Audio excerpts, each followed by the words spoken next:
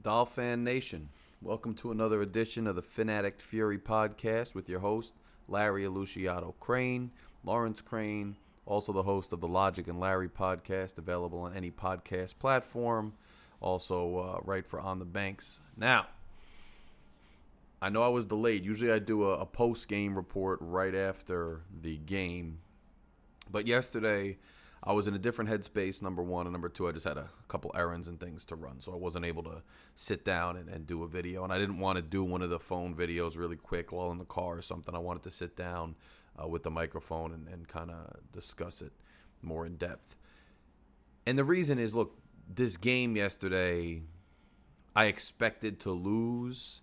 It kind of brought up, I think, a wide-ranging amount of issues as opposed to kind of just a quick hit, we stink, blah, blah, blah. I think, look, we're not good. But if yesterday kind of shows us anything, I think, look, number one, I'm going to touch on it quick, and then I'm going to move on. I mean, we've had this narrative the last couple weeks by people that still want to just grasp this Tua thing.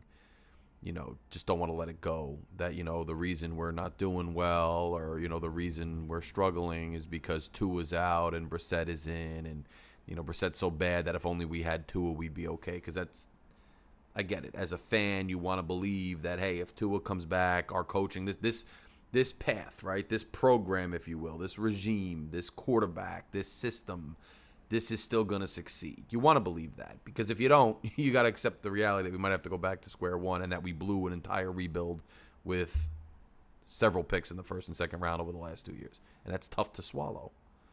But let's face it, Justin Herbert is killing it. He's absolutely killing it. He's doing well. Now, the Chiefs are kind of vulnerable, don't they? Right? But Buffalo's a beast team. Buffalo could go to the Super Bowl. And if you even watch the broadcast against Tampa towards the end, if you could stomach it that long, Tony Romo kind of went in. He wanted to make a point to discuss the Dolphins' rebuild and their draft picks, because 2 years ago, everybody was like, wow, the Dolphins are making out like bandits on these trades. They have just a war chest of draft picks, of draft capital, of cap space. They have so many assets. They are in such a good position to draft a quarterback that's their franchise guy and then to build around him, to put pieces in place on the O-line, on the D-line, in the secondary, in the offensive playmaker category, i.e. tight ends, wide receivers, etc. The perception by fans, by the league, by experts was Miami's in a great position. And Romo made a specific point to say, let's look at the draft picks that they made. Let's look at the players they actually picked with all that draft capital. And it's a sobering reality that Austin Jackson is not, he's maybe the weakest link on the whole O-line. He's probably not going to be a premier O-lineman. Noah Igbenogany, Iggy, as I call him, he's not going to suit up. He's probably going to be cut next year or the year after. I think next year. Tua, it's okay. But let's face it, yesterday watching Brissett, the offense played pretty good in the beginning. The offense kept pace, and Tampa's a good D. Here's where I'll give credit to the coaching staff last week. You got to give credit where it's due. Even on a sinking ship, somebody's doing something right, to just salvage it. Fact is, the offense made a lot of strides last week, right? They switched the O-line up. They moved Jackson inside. They got the ball to Gaskin a lot more. They threw it a lot more because they knew Tampa's D-line was going to give us troubles running. And what happened? We moved the ball. Now, two things are interesting about that, though, right? Number one, when all the fans and all the media were calling for, why isn't Gaskin getting the ball? Why isn't Parker? And Parker wasn't in, but Preston Williams took his place and kind of did some of the things Parker would normally do. Why weren't you throwing the ball down the field earlier? Why weren't you getting playmakers like Gaskin and Gesicki involved earlier? And your big, tall receiver, whether it's Williams or it's Parker. Why weren't you getting these people involved earlier if you see that against one of the elite teams in the league yesterday, the offense was able to move the ball when you did that? What took you so long to do that?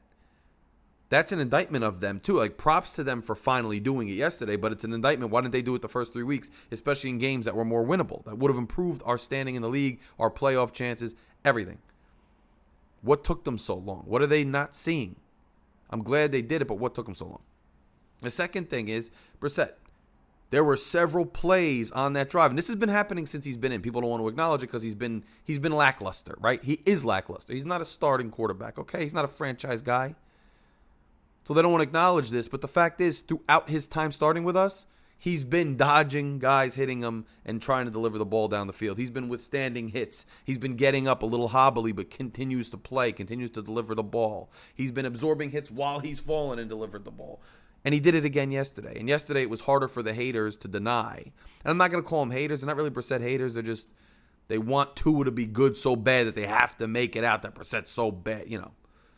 They have to pretend he's such a drop-off so they can pretend Tua's, so good.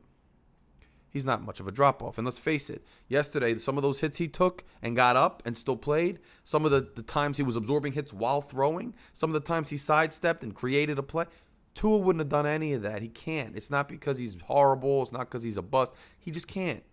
He would have been out with some of those hits, or the guy would have been way taller than him. He would have knocked the ball out of his hands. He would have fallen down.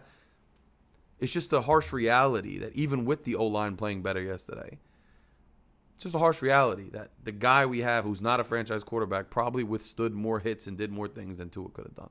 It's a fact. So now we look at this team, right, though? I mean, what happened yesterday? Well, the defense was terrible.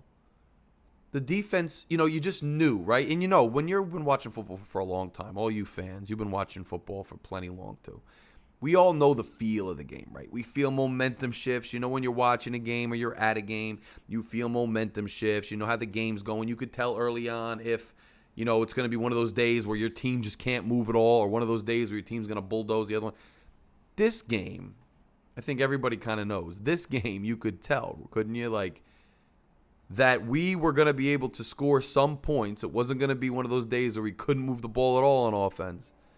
But you just knew early on, that no matter what we did, it felt futile. Because you knew the defense was not going to be able to stop them. And it was just going to be almost every time they had the ball, they were going to score. It was just one of those days. And how disappointing is that? Isn't that so disappointing, right? Why? It's so disappointing because defense was supposed to be a strong suit of the team. Last year we had one of the best third down defense. We've had all these takeaways, 20 straight games with a takeaway. We always seem to get turnovers at an opportune time. We always seem to make stops at an opportune time. But I think part of the problem was the turnovers themselves, right? Turnovers are almost an illusion because you're going to get on runs where you make a lot of turnovers, but a lot of that's not even dependent on you. Now, you can do a lot as a defense to try to create turnovers and put yourself in position to recover giveaways, things like that, but it's still luck of the draw. What happens? Whose hand does it hit? When does it hit it? Does the guy make a bad throw? All that stuff. And if you're relying on turnovers to be a good defense, chances are eventually when the turnovers are dry, if you can't just be stout and stand up on third down and just make a stop and force a punt, you're not going to be a good defense if you're not getting the turnovers. And I think Miami this year, unfortunately, has shown that without the turnovers, we're not as good a defense. And maybe most troubling in that is, again, just like on the O-line, we get rid of these veterans. On the defensive side of the ball, you get rid of Van Noy. Now you bring in McCourty. Look, I went to Rutgers. I'm a McCourty fan. I love the McCourty twins. I think McCourty's a great player. He's a great veteran. I don't have any problem with bringing McCourty in. But you get rid of McCann, who was, people would complain about Bobby McCann all the time. Oh, he got burned on this play or that play, whatever. But the fact was he was a leader on the defense. He was a leader in the secondary. You could tell in interviews, in press conferences, the kind of team position that McCann had where he was a leader, right? He was a veteran leader of the team, and he brought, he hammered guys a couple times too and made them drop the ball. He was a good player. I don't see why you had to cut bait with him. For another older veteran, why? Why don't just bring in the older veteran if you like him, but keep him? What is you making room for the rookies, but with a veteran who hasn't been there? I just don't understand that. Then you get rid of Van Noy. I get it. Van Ginkel looked ready to step up, and he had some great games. But how do we know how much Van Noy had to do with that? Again, another veteran presence, another guy that the team could talk to that was a leader. Got rid of him. Shaq Lawson. Guy played pretty good for us last year. He wasn't like a world beater, but he was a veteran guy. Got rid of him. Now, X holds out. He wants a new contract. Look, X was a premier, and at that time, you got to remember, right? You got to understand players too, right? They're people too, and this is a business, right? This is their job. They're not just there to make fans happy. They're there to make a living, to get as much financial return they can from a job, especially a job where you work your ass off. You get up early in the morning. You're on a special diet. It's physically taxing. You risk serious injury. You're on the road a lot. It's not an easy job. I mean, it's fun. You're playing football, but it's not easy. So I'm not faulting X for holding out, because at that time, that's when he's worth the most money, because he's coming off a season where he had the most turnovers. He going to try to capitalize on that moment. So I'm not necessarily faulting him. But when you're Miami and then you give him a contract, granted it's laced with incentives, but you give him a contract, you pay him like a top corner, you expect him to be a top corner. And Byron Jones, you're already paying him like a top corner, you expect the same out of him. But let's be honest, X has been getting burned every game. I can't really defend him anymore. He's getting burned every game. Almost so many times a game, I see somebody wide open or somebody make a great catch downfield, and it's number 25 right behind him. It's X. It's number 25, Howard. Always on the tail end, getting annoyed, falling down. And he's close, but he's not defending the ball well enough. He's getting burned. When your best corner, supposedly best corner, is getting burned, you know your problem. Ironically, he's the only reason we won week 1, or we would be 0-5 because the Patriots had us beat. They had us beat. They were going down in the red zone 9 out of 10 times, 99 out of 100, maybe 98 out of 100 times in the NFL. When that's the game scenario at the end of the game, that team driving is going to win. We're lucky X is such a playmaker, he stripped that ball, or we'd be 0-5. And now that X isn't getting the turnovers and he's getting burned in regular D, like I said, defense isn't getting turnovers, but they can't stand up in regular D. X can get a huge play, but he can't just defend the ball or cover a guy so it doesn't go that way. You're seeing that the team is very vulnerable. And here's the most, disappointing, maybe depressing dose of reality if you're a Miami Dolphins fan. With all that I just said. If you accept that the regime has blown a cachet of draft picks,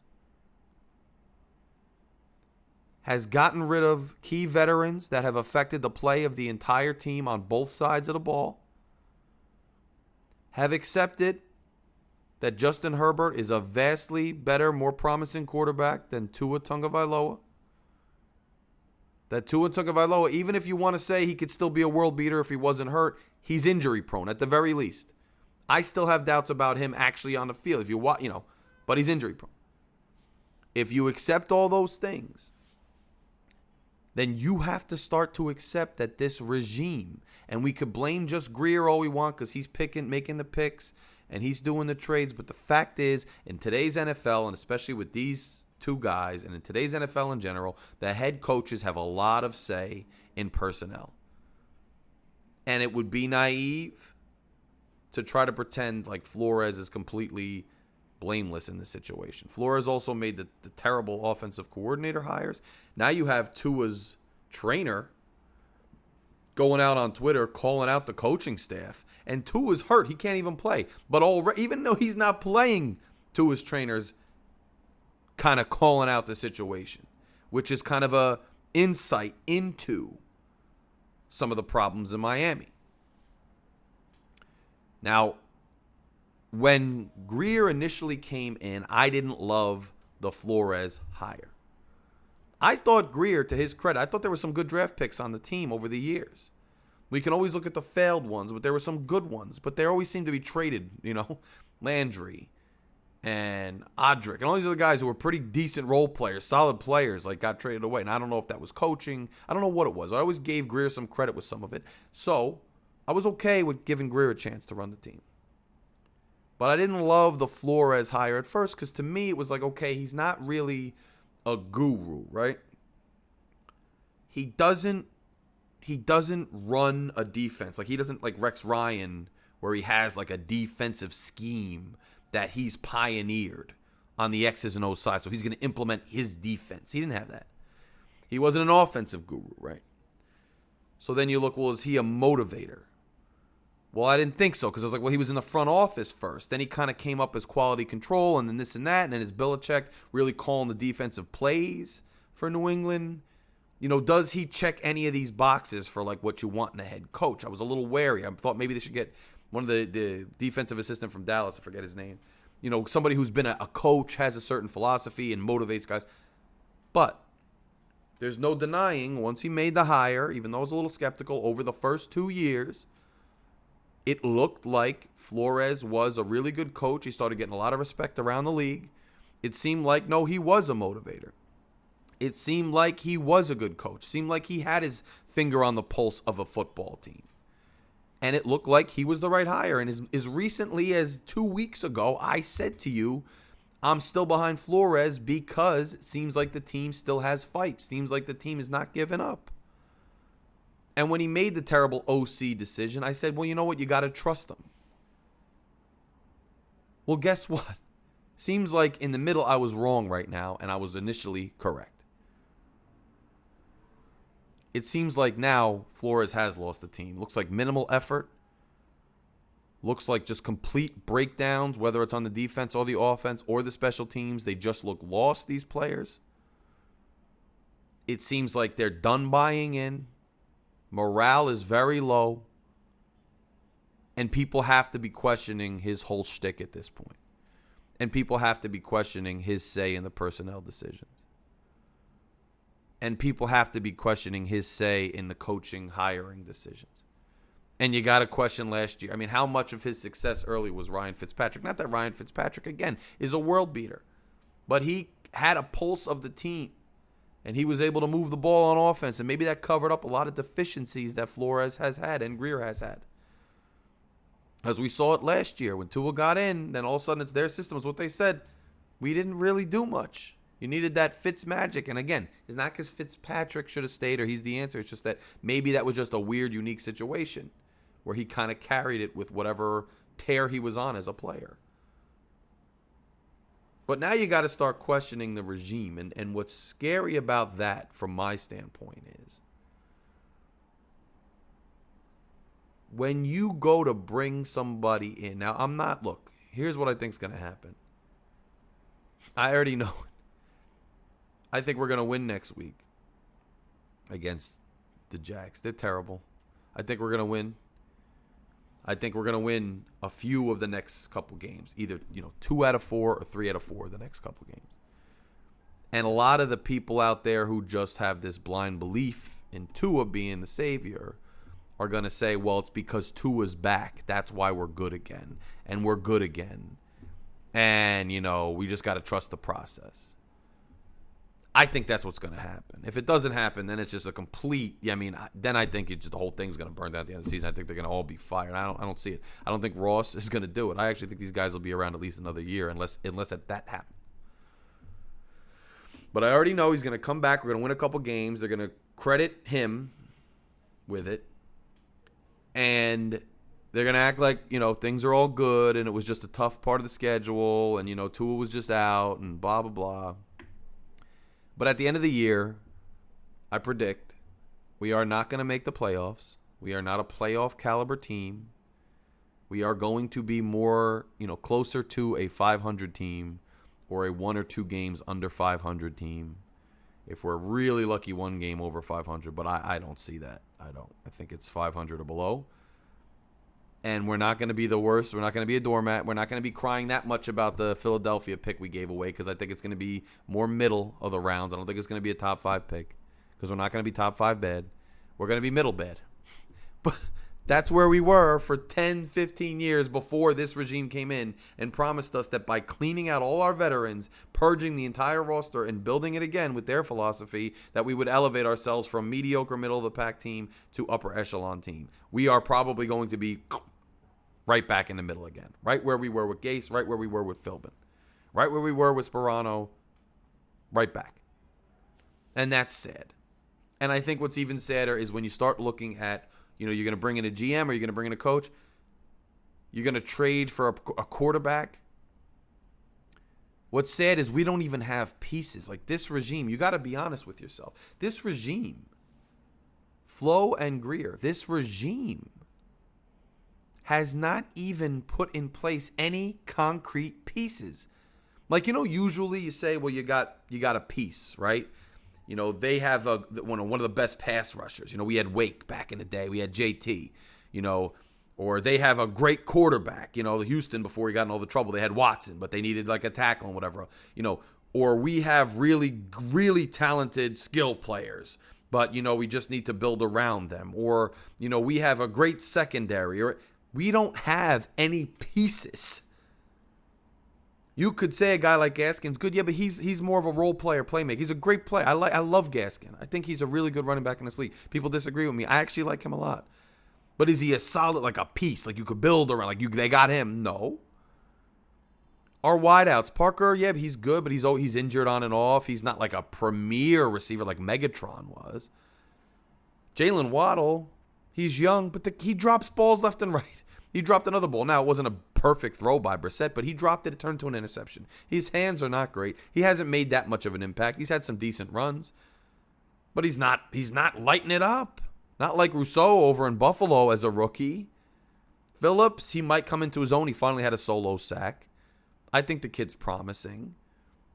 But you can't say he's a piece. He's a concrete star in this league. He's a piece.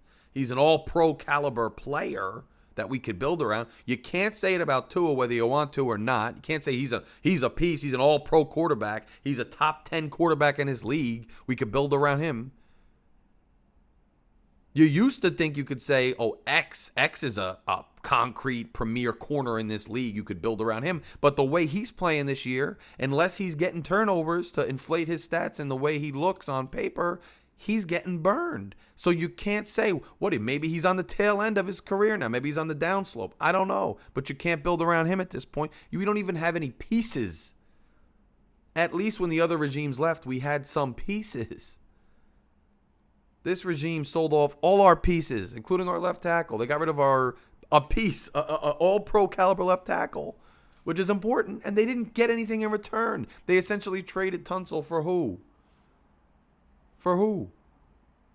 For Iggy and Jackson? That's a bad trade then. And that's essentially what it was. The players that they've selected to pay, like Baker, and people like they've selected to sit around that they want to pay have been bad. Most of them. The ones that they jettisoned, they should have kept. So you got to start questioning everything, and we don't even have much to work with for whoever comes in. Now, it's a little premature to start talking about that because the season's not over. And I think it's still going to be, as a football fan that just likes to watch every weekend, I think it's still going to be fun to watch the season because they're going to have ups and downs. We're going to win some more games, guys. We're going to lose some more games. And we're going to have just an average NFL season where we're not making the playoffs. And it is what it is. And it's going to be mediocre enough that we're going to come back with the same staff, the same everything. Now, does this staff, one of the things to watch is Tua. Does Tua come in and really improve? We haven't gotten to see him this season, which is one of the biggest problems. We got to be able to see if he's the guy or not. And I have a feeling that a lot of these Watson rumors are just unsubstantiated at this point, and that this team has decided to give Tua the year to decide whether they're going to keep him or not. Now, that could backfire because there could be 2 or 3 other teams out there that come the end of the season decide they want to move on, and now all of a sudden they want Watson or they want Wilson. And the bidding war goes up and you got to give up more. It could backfire. It could backfire.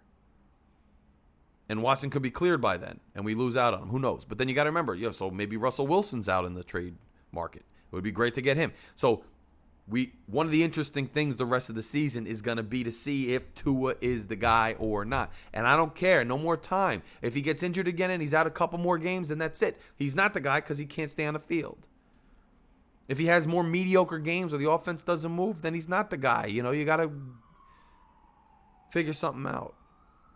And if he's not the guy, then you got to decide, do you even stick with this regime and give them a chance to get there, a different guy? Like, if Flores was showing me and Grier was showing me that they were good in other areas, if the team was playing their ass off, the defensive schemes were good, the players were showing up every week, we were fighting.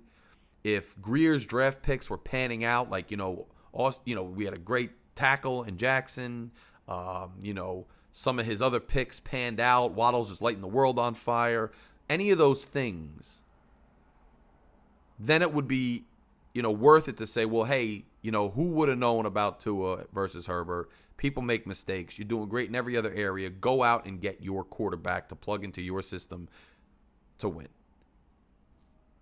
But at this point, they haven't done that, right? If anything, Tua was the highest pick they made, the most sure thing, and he's the most average, and everything else they've done is below average. So even if they trade for Deshaun Watson, or they trade for Russell Wilson or anything, if that quarterback's going to just be thrown into this system where the team's in general mediocre, the schemes are mediocre, the coaching is mediocre, the drafting is terrible, then just getting one quarterback's not going to change anything because the team and organization itself is not functioning properly. One quarterback upgrade is not going to upgrade the whole thing enough. So you got to, if you're Stephen Ross, you better be sitting back analyzing not only how good Tua's doing, but how good the rest of the team's going. Because if Tua fails this year and the team is still looking this terrible and the draft picks of Grier are still looking this terrible, then it might be time not only to say bye to Tua, but bye Tua, bye Grier, bye Flores. We didn't spend all this time rebuilding for you to just rebuild us to less than we were before. And you got some decent young players. They might not be up to the level of pieces, like I said, but decent young players that you don't necessarily need to purge the whole roster again. But maybe you bring somebody in before those guys get too old and too damaged. You bring somebody in who could cultivate them and start bringing in other players and get their quarterback and go. But it hurts, when New England, we waited 20 years for New England to be vulnerable, to be bad, to be beatable. And we always thought we were next in line. And it's just painful to see that the Buffalo Bills are drafting great, are acquiring the right free agents, drafted the right quarterback and let him develop. And don't start talking to me about I'm not letting Tua develop. Allen always had the physical tools. He had room to refine those tools. They said, well, he throws great, but he's got to learn this. He runs well, but he's got to learn this. He does this, but he's got to change this. Tua was supposed to be the final product because he's not that fast. He's not that strong in arm strength. He's not that big. He was supposed to already have all the refinement. You can take, and they do it in colleges and the pros all the time, take a guy who's a physical specimen, has raw talent that you can't teach, and then teach him things to make him better. But if you take a guy like Tua who's already physically limited but is supposed to already know all the things that make him better, and they're not making him better, there's not much room to mold that.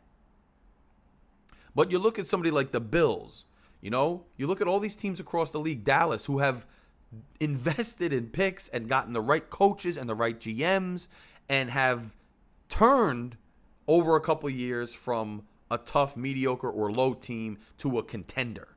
It just hurts to see that it's possible when you look at Buffalo. And it hurts to see that when New England's finally down, that Buffalo is the team that's not only going to probably take this division, but that is a legit contender to win the Super Bowl. And we were on par with them not that long ago. That's sad because it tells you it is possible and you can make the right hires and you can draft the right players and you can implement the right systems, but the Miami Dolphins as an organization, as a franchise, have not done it.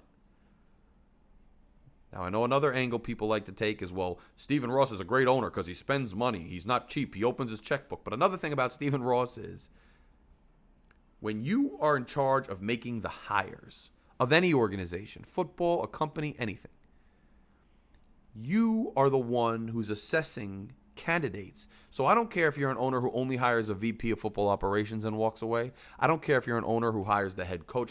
Whatever type of owner you are, at some point you're the owner, and at some point you're making a hire that then in turn makes their hires and then affects every other part of your team. Ross hired, we know he hired Philbin directly. He hired Tannenbaum.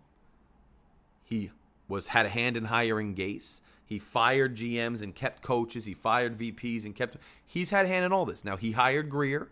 He let Grier hire his coach, who then in turn, they got their players, and this is the result right now. So Stephen Ross, you could say he's a great owner because he's not cheap, but I think when you're a good owner and guys want to work for you, and it permeates through the organization that you're a good owner, that you have a clue, that you run things well, that there's good people and all. Because, there's Football teams are not just the football stuff. There's front office people. There's training staff. There's equipment managers. If you're a good owner and you're running a good organization, all of those things will affect how successful a coach could be, how successful a player could be. And if you're a coach or player, you're going to want to go to an organization that's well run in all facets. And so you got to think that Ross, over all these years now, he doesn't seem to be somebody who's bringing in the best people. He doesn't seem to be somebody who's running a good organization where he's attracting the best candidates. And that's an issue. So even if Ross is the one, if he cleans house and hires, you got to question if he's hiring the right guy again. And I saw another article recently, and I forget who the former GM was. Somebody could post it in the comments if you remember who the former GM was. Somebody kind of essentially, and apparently they weren't a very good GM either, but I think what they said was valid. They said that, the power of the media, the power of the hype machine is profound. And the fact that he said anybody who would have watched Justin Herbert or Tua Tagovailoa work out, anybody who would have watched their tape, anybody who would have assessed their physical capabilities would have seen that it was a no-brainer that you picked Justin Herbert. But the media hype, the marketing, Tua's agent is apparently very good at this. Just the ring Tua Tagovailoa had, just the Tua name, the celebrity, kind of just bulldozed and turned into a boulder down a hill where it just became the consensus that Tua was the better pick than Herbert. And that's the power of the media. And here's where Ross comes in. I am a firm believer that Ross wanted Tua. Now, I don't know if Grier did too, but I could see a situation where a Flores or a Grier, because let's be honest, Flores brought in an offensive coordinator last year that fits, not Tua. He benched Tua often. You don't see him doing that with Brissett. He put Fitz in because he knew he had a better chance to win, etc. I don't know that Flores is a huge fan of Tua, so I don't think it was Flores' pick. I don't know about Grier. I really don't, because he's made some bad picks. But you got to think Ross. Ross loves the marketing. Like, Ross is not a football guy where he's going to look at the measurements and the skills. Ross is going to hear the general sentiment out there. He's between New York and Miami. He's going to just hear, get excited. He brought in Tannenbaum, and they signed Sue to some huge deal. And any of us who knew football knew Sue's like a D lineman. He's a beast, but, is he going to be a franchise changer? No. But Ross and Tannenbaum were enamored because it excited everybody in the media headlines. I could certainly see a situation where Ross is just like everybody else in the fan base, and it's like, well, you need Tua. Even though I guarantee you most people who love Tua barely even watch Alabama football, if at all, don't even watch college football, didn't even know who he was until everybody else started saying the name. Then they all got on the bandwagon about how amazing he was, just because that's what people do. That's the power of mass hysteria. That's the power of rumors. That's the power of the media. Now they can't even let it go because they're so immersed in this dogmatic following of the guy. But if you watch his college games, he struggled against elite competition over and over and over again. He came into the championship game as a freshman, and that's all anybody remembers. But he also threw some picks in that game, and he wound up winning, which is great. But then almost every other big game against a good competition, not just some doormat for Alabama, he struggled. And then every receiver coming out of Alabama, when they asked him, oh, who's your guy, Mac Jones or Tua, Mac Jones or Tua?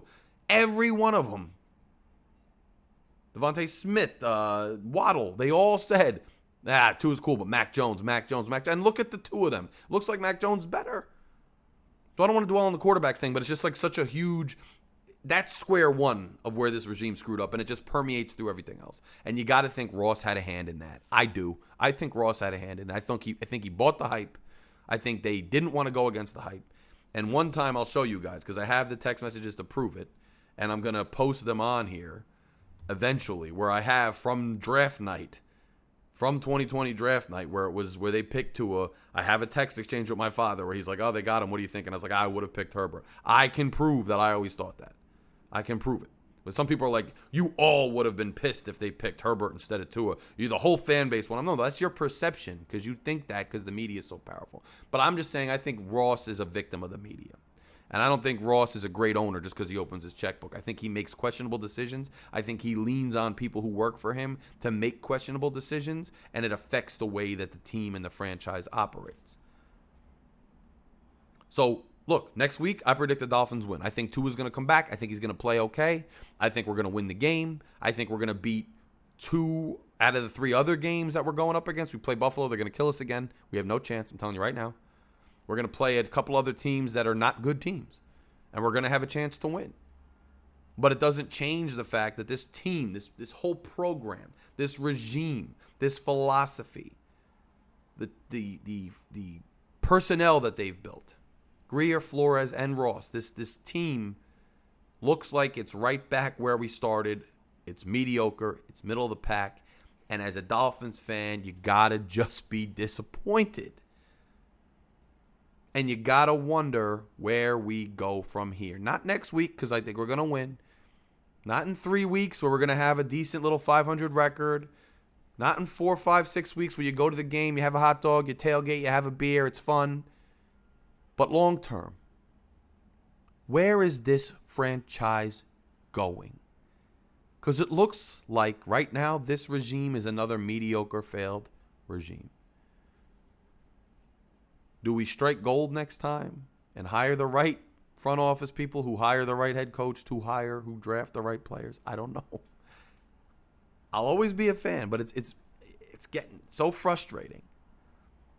It's so frustrating to watch. And now the team's starting to give up on Flores, and we've seen this movie before.